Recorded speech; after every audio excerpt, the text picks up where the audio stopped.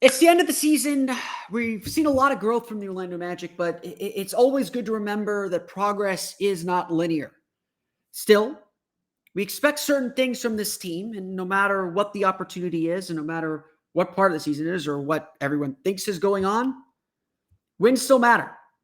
And it was good to see that the team was disappointed in a loss. We're still disappointed in a loss too, although we've had a day to build off it. And we'll talk about it on today's Locked On Magic. You are Locked On Magic, your daily Orlando Magic podcast, part of the Locked On Podcast Network, your team every day.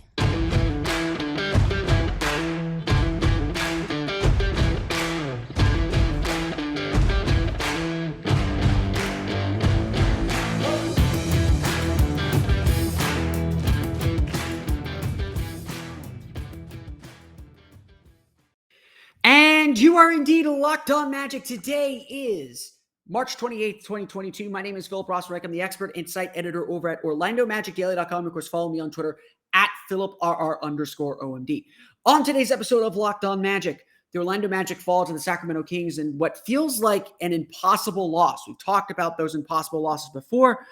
Impossible losses are the things that bad teams do. And the Magic let it happen to them. Why this is not the time for moral victories. This is not the time for saying these are things that we will learn and get better at. This is the time for accountability and saying this cannot happen again, whether this year or next year or further on down the line. How we're setting a standard and why moral victories are no longer the cause celebrate here for the Orlando Magic. We'll get to that, plus preview tonight's game against the Cleveland Cavaliers coming up in just a moment. But first, we want to thank you for making Locked On Magic part of your day every day, no matter when you listen to us, whether it's first thing in the morning, whether it's right when we upload, whether it's on your way to work, on your way home from work, as you're preparing for the game. We truly appreciate you making Locked On Magic part of your day every day. Remember, there's a great Locked On podcast covering every team in the NBA, so you can stay in touch with your favorite teams. If it's not the Magic, it's got to be someone. Check it out wherever you download podcasts today. Today's podcast is also brought to you by our friends at BetOnline. BetOnline has you covered this season with more props, odds, and lines than ever before. BetOnline, where the game starts. So, the Orlando Magic, they lost one here. Mo Bamba put it as succinctly as you could. Up 8 with 2 minutes to go, with the ball with 12 seconds to go, and the other team not fouling. That's got to be a win in the NBA. I'm not here to make excuses. I'm not here to say that the Magic, lost the game in regulation. They had their chances to win overtime and made the same mistakes over and over again. We've talked over and over and over and over and over and over this season about how this year is about growth. It's about progress. It's about getting better day to day. It's not about wins and losses. But we are also at a point where progress is measured in wins and losses, where progress is measured in what this team tangibly does. And yes, I know I sit here on this weekend when the Magic are once again tied for the worst record in the league with the Houston Rockets after Houston beat Portland. This team has made growth. This team has gotten better. This team has earned some respect. We talked about it after the Magic beat the Golden State Warriors last Tuesday. Franz Wagner said, I've earned the privilege of pressure, the privilege of having the ball in his hands, the privilege of having the game in the balance and having to make the plays to win it. In order for the Magic to lose an 8-point lead with 2 minutes to go, a lot of things had to happen, not unlike these guys here lost their World Cup bid 4 years ago. I'm wearing my U.S. soccer jersey. If that's not clear to those listening on the podcast, a lot for a loss like this to happen, a lot of things have to go perfect. Just like we saw when the Magic lost to the Celtics in January, everything had to fall in place for Sacramento to get back in this game. But that does not happen without the Magic continually leaving the door open. Up by 8, the Sacramento Kings cut the deficit in half in one possession. They got Dante DiVincenzo split a pair of free throws. Sacramento dug out the rebound. They missed a shot, dug out the rebound again, and then Dante DiVincenzo hit a 3 to make it a 4-point game. They cut the lead down to 2 late, and And when all Orlando needed to do was hold on to the ball and wait for the Sacramento to foul them or take a timeout to advance the ball and give themselves some breathing room, Cole Anthony had the ball picked from him by Davion Mitchell, and Mitchell hit a layup to tie the game and send it to overtime. Again, plenty of opportunities to win this game, but it is truly Orlando's mistakes that cost them. Not missed shots. You can live with missed shots. If you're losing because you missed shots, that's fine. Giving up offensive rebounds, turning the ball over at really inopportune times. And all you have to do is just stand there and wait for them to foul you. It is these things that cost the Magic the game. It is those things that are just so clearly things you have to clean up. And to Orlando's credit, they recovered in time and they recovered in overtime. They had a 3-point lead once again. We're in position to win the game after Cole Anthony's step back jumper with about a minute to play. And then on successive possessions, Sacramento scored. Dante DiVincenzo again hit a big three from the corner. And then after Franz Wagner missed a running layup, again, a shot you can live with. In a tie game, Harrison Barnes hit a contested three to give Sacramento a 3-point lead. Just like at the end of regulation when Chuma Okeke missed a three-pointer, Cole Anthony missed a wide-open three-pointer. And that's that. Again, you can live with missed shots. The shot that Chuma Okeke got, the shot that Franz Wagner got, the shot that Cole Anthony got, that's stuff you can live with. It's the other stuff. It's the stuff the Magic have talked about and have built upon for a while now. That's the stuff you can't live with, the stuff that needs to be done away with. The Magic are back to fouling again. They're not defending without fouling, such a key part of any strong defense. They put the Sacramento Kings on the line nearly 30 times in this game, and that was a huge difference. The Magic struggled to rebound, something they've been pretty good at all year, and especially during this stretch when their defense has been good. Gave up a ton of offensive rebounds at inopportune times. It makes it harder to make the shots because for the previous 2.5 quarters, I would say, certainly the previous 2 quarters, the Magic did everything you would expect for a young team growing to do. Cementing the things that they've been working on and improving upon. Defending at a high level after giving up 41 points in the first quarter and taking control of the game. Limiting their turnovers, limiting the offensive rebounds. Making big shots, answering runs, taking control of the game. They were up 8 with 2 minutes to play in this game. They were up 8 with 2 minutes to play. That should be a win. That should be a win. Doing everything that this young team has had to do and doing it with, frankly, some really good composure. Rewarding a home crowd that brought the energy to them in that game. The Magic put themselves in a real good position to win. They put themselves in a great position to win. And then they let it go. This wasn't a tank job. This wasn't anything purposeful. This was a lack of execution, a lack of poise, a lack of maturity. And there is no moralizing that away. There is no saying that that is good enough, that this is a team that's learning and young, or saying, hey, it's all for the lottery odds. The players don't care about that. And for the first time all year, I saw a team walk off the court despondent. I saw a team walk off the court a little bit angry. It didn't seem like anybody was happy that they lost that game. They understood that it was their fault, that they were the ones that lost it. But nobody was happy about it. There was no positive take. As much as Mo Bamba or Jamal Mosley or Markelle Fultz said after the game, we're going to learn from this. We're going to be better for it. There was none of that. They're going to be, because that's all you can do. But they know they let one slip away. They know they let one go that they need to have. And it's unacceptable. A loss like this, no offense to the Sacramento Kings who went out and won the game, deserve the win. It is unacceptable to lose a game like this. It is unacceptable to lose a game that you have won, which the Magic, they won. They had this game won. It took Sacramento doing everything perfectly and the Magic giving them opportunity after opportunity to close that gap and win this game.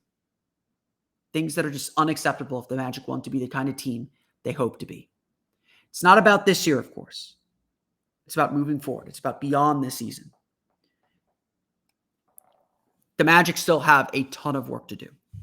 We all knew that. It's not news. But this was a stark reminder of how fragile this team still is. And that despite all the positive signs, despite all the positive things this team has done, it is far from a complete picture. We'll go through the box score, kind of highlight where things went wrong for the Orlando Magic coming up in just a moment. But first, a quick word from our pals at Built Bar. It is now March, so don't give up on those New Year's resolutions quite yet. Stick with them and get the healthy snack to get you through the rest of the year.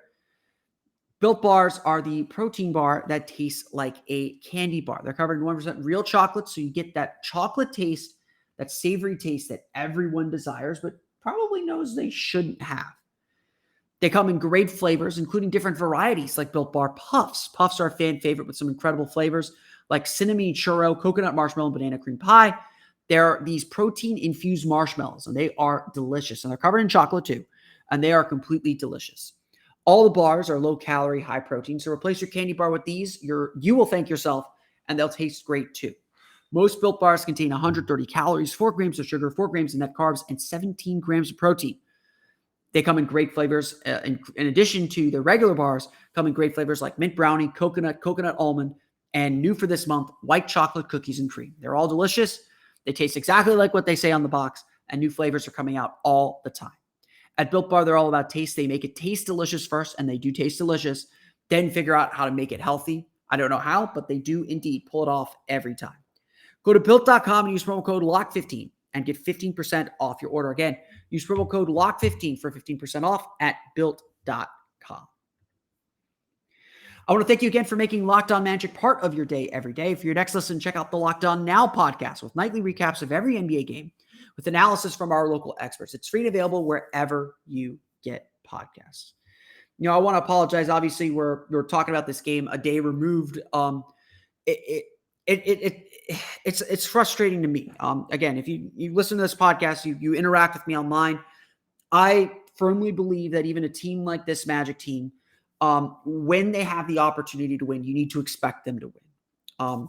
You understand that they are not going to win every night, that they're going to struggle in close games, which they certainly have this year. And those are good learning experiences. So I want to make this differentiation before we dive into the box score. It is important to get these learning experiences, and you often do learn through failure. So young teams struggle in close games. They're not the Phoenix Suns who can't lose a close game to save their life. They struggle in close games. They get very few of them. But I am a big believer that if you have the opportunity to win, you need to know how to close out, because just as important as winning close games is learning how to close out games when the other team gets desperate. And the Kings were certainly desperate and played with that desperation to get themselves back into this game. This was a game, though, the Magic should have won. It is a game they let slip away. And there's going to be a few of those over the course of a season. That's just the reality of the NBA season. But certainly this Orlando team has shown so many positive signs, has looked so good in so many ways. This felt like a potential backslide. Again, no Wendell Carter, which, may have played a factor for sure. But this was a frustrating moment for this team because they did so many good things. They didn't get the reward for what was really a solid game.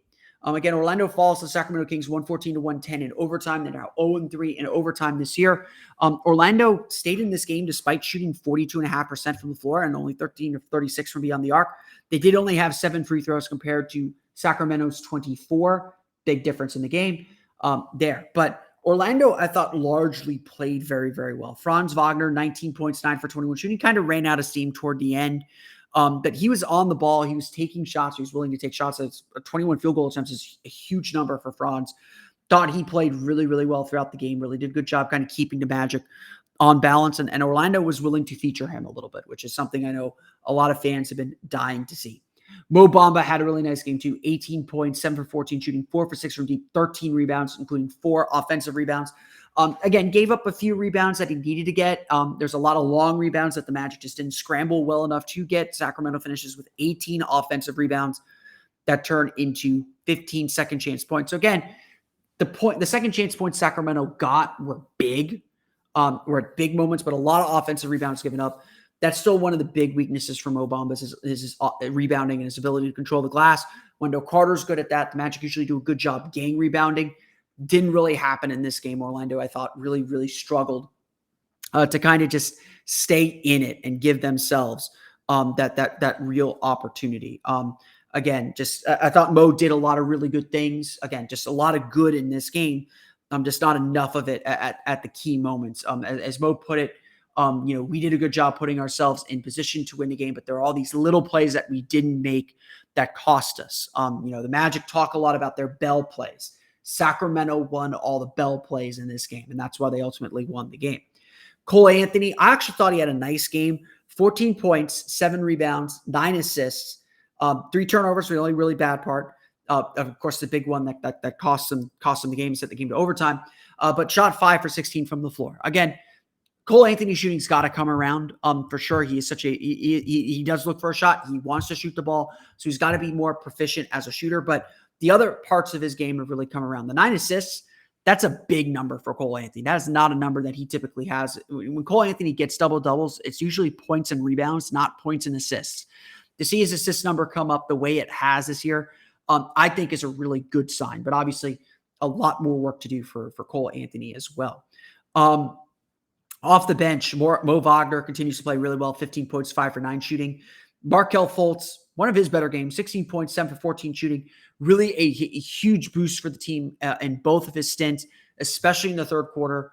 Really helped build the Magic's lead out, help them kind of take control of this game, and really kind of put themselves in a position where all they had to do was execute down the stretch to win. Again, the Magic just didn't make plays in the final 2 minutes. They played well enough to get themselves to the front door of a win, but were unable to kind of get over the hump. And that, again, is the most disappointing part of a game like this. Orlando put themselves in position to win. They did a lot of really good things. I mean, yes, Chuma Okeke making only 2 of 6 3-pointers. He's had a lot of these games where he takes a lot of threes, misses his fair share of them. Again, it's one shot really turns this game. And again, just one rebound in those final 2 minutes, and the game's over. The Magic win. They just could not dig out the rebounds and dig out the shots that they needed to keep Sacramento at bay. And again, that's something that this team's going to have to continue to improve on and find a guy that's going to calm them down in these moments and deliver for them. Davion Mitchell has developed so much since we first saw him at the beginning of the year. 22 points, 10 for 23 shooting, 2 for 8 from deep, 7 rebounds, 9 assists, had the big steal, of course, at the end of regulation. He played really, really well, had really good control of the game, really made Cole's life hard defensively. So really just impressive game from the rookie there. Damian Jones, 15 points, 5 rebounds. Trey Lyles, 11 points, 18 rebounds, including 4 offensive rebounds. Harrison Barnes, 19 points for the Kings. They get 16 off the bench from Dante DiVincenzo, 15 off the bench from Alex Len, as Sacramento shoots 42.9% from the floor, 11 for 36 from deep. Orlando, again, does a lot of really good things. Their defense was actually pretty decent throughout the course of the game. Again, they gave up a few too many points. Obviously, 41 in the first quarter definitely put them on the back foot. But I felt like Orlando did everything that they usually have to do to win games. That's the truth. And again, just 2 really bad minutes where they did scratch out the plays that they need, the little plays that they need. If there's a lesson, it's about those little plays. But this is something that we have to expect from this team, to be able to kind of withstand those runs, to match the intensity, because they're desperate for wins too. And again, it's hard for me to find a positive out of this game, because I do believe we need to start judging this team on results. This team is good enough. They've shown they're good enough to win basketball games. We need to see them to start winning basketball games. The Sacramento Kings defeat the Orlando Magic 114-110 in overtime at the Amway Center on Saturday. We'll talk about the Orlando Magic's game coming up against Cleveland Cavaliers in just a moment. But first, you've probably heard about it. You've probably seen it mentioned on Twitter. It's seen mentioned on social medias. You've seen it mentioned elsewhere, maybe by some other NBA fans. And you're probably curious about what it is. NBA Top Shot is here. The online the officially licensed NFT of the NBA. You can connect with a community of hundreds of thousands of NBA fans as a natural progression of fantasy sports and a way to upgrade your experience as an NBA fan. This is what the future of being an NBA fan and the future of NBA collectibles looks like. It's part trading cards. It's honestly the easiest way to explain what an NFT is. You go on to the website, NBATopShot.com, you open a pack and you get a series of moments, a collection of moments. Those moments are highlights that happen in the game, whether it's a Chuma Okeke three-pointer, a Cole Anthony dunk, a Markelle Fultz assist. I have one of all of those, actually. You get to own a serialized moment from an NBA game. So it's not just having a highlight that you can watch wherever. It is owning a piece of the NBA and owning a piece of it's owning a trading card of the NBA, essentially a digital trading card. It's also akin to the stock market. Every day, millions of dollars worth of NFTs are traded back and forth between tens of thousands of NBA fans around the world. It's also an airline loyalty program for the NBA. Top Shot flew collectors out to Game 5 of the NBA Finals based on having Suns moments. They flew collectors out to the NBA draft based on having rookie moments. They got to have dinner with first-round picks the night before they were drafted and play basketball with Obi Toppin and Tyrese Halliburton. Investors in NBA Top Shot include Michael Jordan and Kevin Durant, not to mention Will Smith. There are also a lot of NBA players in the community like Cole Anthony, Terrence Ross, and Michael Carter Williams. I hear people ask all the time, why would I buy a highlight when I can watch it on YouTube for free? It's not just about watching a highlight. It's about having an ownership stake in it. It's about having that serialized number, that number that tells you this specific moment is yours, and the ability to buy it, to trade it and buy it and sell it on the marketplace adds a little bit next to it. If you sign up for Top Shot today, the best way to start is by getting yourself a starter pack. Truly getting the pack experience. I remember when I opened I remember I bought into NBA Top Shot. I was, when I bought in, they weren't really giving out packs quite yet, or as often as they are now. And I really had a tough time grasping it. I was like, I just want to have a moment just to have one. I think my first moment that I bought was a Markelle Fultz pass to Nikola Vucevic as a Markelle Fultz assist. And I remember getting it. I was like, okay, this is pretty cool. But I remember when I opened my first pack, it really made it make sense to me. It really made the whole experience make sense to me. It's like, oh, this is like buying a basketball card. I was a huge basketball card collector when I was a kid. This is like opening a basketball card. You just don't know what you're going to get. For $9, you can pull an NFT of superstar like LeBron or KD, or star rookies like Jalen Suggs and Franz Wagner. If you don't pull your favorite player from the starter pack, you can snag moments from the marketplace, and you can get a sense of what the value is of the moments that you own. Challenges are a great way to interact with NBA Top Shot too. It's the best way to earn exclusive moment NFT awards. You can complete challenges to unlock exclusive moments, and this is where it's like fantasy basketball. Each day, or not each day, but regularly, there are challenges challenging you to collect moments of a certain type. Like this weekend was to collect, I think, the top score, the players who had the best single game performance of points plus rebounds plus assists. I'm actually completing this challenge. I'm getting a Series 2 pack, which is super valuable since those moments will not be minted ever again. Top Shots moments can get you access to events that can be used in fantasy mini games on a regular basis. It's not just about collecting moments. It's about being part of the community. NBA Top Shot is the future of being an NBA fan. Own officially licensed rare NFTs of the greatest moments from NBA history. Sign up today at lockedon.nbatopshot.com. If you have any other questions, feel free to drop me a DM, drop me a message. I'm happy to answer that. I'm part of the Top Shot community. I have a Top Shot account. You can check it out at Phil R Squared. You can see my moments, see some of my showcases, some of my favorite Magic moments. Just completed my Series 2 Magic group. So I have every player from last year's Magic team. I'll be working on this year's Magic team very, very shortly. So I can have a complete set. You get special prizes for completing team sets too, which is very, very exciting and very, very fun. Join the NBA Top Shot community today. Remember, check it out at lockedon.nbatopshot.com. Today's podcast is also brought to you by Rock Auto. With the ever-increasing number of makes and models, it's now impossible for your local chain auto parts store to stock all the parts you need. So why endure often pointless or seemingly intimidating questioning and wait while the person behind the counter orders the parts on their computer, choosing the only brand their warehouse happens to carry? You have computers with access to rockauto.com at home and in your pocket. So save time and money when using Rock Auto. Rock Auto is a family business serving do-it-yourselfers for more than 20 years. Rock Auto prices are reliably low for every customer. They have everything you can need, from brake parts, tail lamps, motor oil, and even new carpet. Go explore their easy-to-use website today to find the solution to your auto part needs. Go to rockauto.com right now and see all the parts available for your car, truck, right? Locked On in there. How did you hear about us box? So they know we sent you. Amazing selection, reliably low prices, all the parts your car will ever need at rockauto.com. The Orlando Magic are back on the road tonight to take on the Cleveland Cavaliers in a game. Now, we're past the easy part of the Magic schedule. To just frankly, we talked at the beginning of the season about how the Magic we're going to stack up wins after the All-Star break. And the Magic are 7-8 since the All-Star break, which compared to, their 25% their win percentage, like in the upper 20s, upper 200s, to be about a 500 team for an extended stretch when you're this team, it's pretty good. And the Magic, have kind of brought the Oklahoma City Thunder back into the race for the top odds. And again, that's why losing the Sacramento Kings was a little disappointing. It's a home game.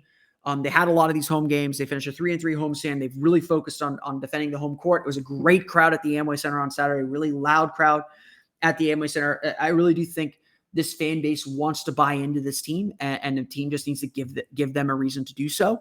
The personalities are all there. People like the players on this team. It's just put out a winning product, start winning a few more games. And I think that home court's going to really mean something. But we're now at the point where home games and road games are starting to even up. The Magic can play a lot of games on the road here. They'll play 2 on the road coming up. They'll play 2 at home. And then again, you're just kind of going back and forth. There's no more Western Conference teams the rest of the season. You're playing a lot of teams that are in the playoff race now. The only teams that I think are outside the playoff race that the Magic play the rest of the way are Washington on Wednesday and New York on Sunday. Otherwise, they're playing they got Cleveland twice. They got Cleveland tonight. They got Cleveland next week. They've got Toronto. They've got Miami. They got Charlotte. They got teams that need wins. And again, that's not to say that the Magic can't beat these teams, but that easy part of the schedule we talked about back in August, that's done. This is going to be a much more challenging game series and much more challenging run. And Cleveland, certainly among them. Cleveland's still one of the best defensive teams in the league. Sitting I'm sorry, I have the wrong stats pulled up. Cleveland has been one of the best defensive teams in the league, but they're also a team that has had some considerable slipping. In their last 15 games, they're 6-19 with a 116.7 defensive rating. So you can score against this team. They're only scoring 112.6 points per 100 possessions. This is a team that is still really dangerous and still in playoff position and still one of the best surprises in the league, but a team that has certainly cooled off a bit since their nice early run to the season. They will be without Jared Allen. Their all-star has a fracture in his left ring finger, his left third finger, excuse me.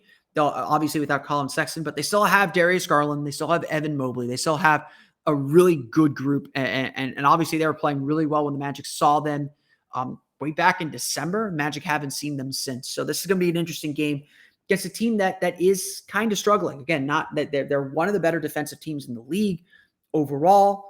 Coming in, I'm just checking the numbers here, coming in at 4th in the league in defensive rating at 108 points allowed per 100 possessions, but they are 8 points worse per 100 possessions right now in their last 15 games. They're a team that is playing well, but going through a little bit of the ups and downs that you see throughout the season. We can't talk about this Magic team and what they're capable of doing until we know who's actually playing. On the Orlando Magic's overnight injury report, only 3 players are on that injury report. Jalen Suggs, Jonathan Isaac, Bol, Wendell Carter, not on the injury report. That was the case entering Saturday's game. Jamal Mosley said after Friday's practice that they expected Wendell Carter to be available. He was not available. Will he be available in this game? If Wendell Carter's available in this game, I think there's a really good chance the Magic can win this game. And especially with how well Orlando's done at responding to bad losses, responding to bad defeats, that this team is capable of winning a game like this. But Wendell Carter is such a huge factor for this team. He's such a good defender. Makes such an impact on the glass, helps this offense really function and work. They're going to need him to guard Evan Mobley and kind of keep him off the glass as well. And Evan Mobley's gone through his rookie ups and downs as well. Wendell Carter really does have that big of an effect on this Magic team. So I can't really say much until we know for sure whether Wendell Carter is going to play or not. Again, all indications are that he will be available, that he will play. But that was the same case Saturday, and he ended up not playing. And yeah, I would say that the Magic lost that game because Wendell Carter didn't play in the game. No offense to Mobamba, no offense to the other guys, but Wendell Carter's a really good rebounder. Wendell Carter is a guy that's going to lock down that glass and and get boards that are out of his area and make sure the Magic can win and survive those games. So the Magic take on the Cleveland Cavaliers tonight at 7 o'clock. A really good test for this young Orlando Magic team. We'll see exactly how they respond. But I want to thank you all again for listening to today's episode of Locked On Magic. Of course, follow us on Twitter at Locked On Magic. Subscribe to the podcast on Apple Podcasts, Stitcher, TuneIn, Himalaya, Google Play, Spotify, Odyssey, and all the fun places to download podcasts to your podcast-enabled listening device. You can find me on Twitter at PhilipR_MD. And of course, for the latest on the Orlando Magic, be sure to check out OrlandoMagicDaily.com. You can follow us there on Twitter at OMagicDaily. We'll have a complete recap of tonight's game against the Cleveland Cavaliers on tomorrow's episode of Locked On Magic. Now, go make your second listen Locked On NBA. Locked On experts covering the biggest stories around the NBA every Monday through Friday in less than 30 minutes. It's free and available wherever you get podcasts. That's going to do it for me. I want to send first a big congratulations to the U.S. men's national team on the doorstep of clinching their ticket to the World Cup. All they have to do is avoid a 5-0 loss or 6-0 loss to Costa Rica on Wednesday on the road. Great showing from the Orlando crowd, brought the energy to help them beat Panama 5-1 over at Exploria Stadium. If you're watching on YouTube, I'm wearing my U.S. soccer jersey today because I'm pumped that the U.S. is going to be back in the World Cup. Knocking on wood, because we said that last time they beat Panama at Exploria Stadium and things did not go so well at Trinidad and Tobago. But it is looking good for the U.S. and at the very least still being a playoff. So big congratulations to the U.S. men's national team. Big congratulations to the city of Orlando and all the fans who showed up at Exploria Stadium and brought that energy. A great showing for Orlando, and hopefully we'll be hosting World Cup games here in 2026. But that's going to do it for me today. I want to thank you all again for listening to today's episode of Locked On Magic. For Orlando Magic Daily and Locked On Magic, this has been Philip Rossman. We'll see you all again next time for another episode of Locked On Magic.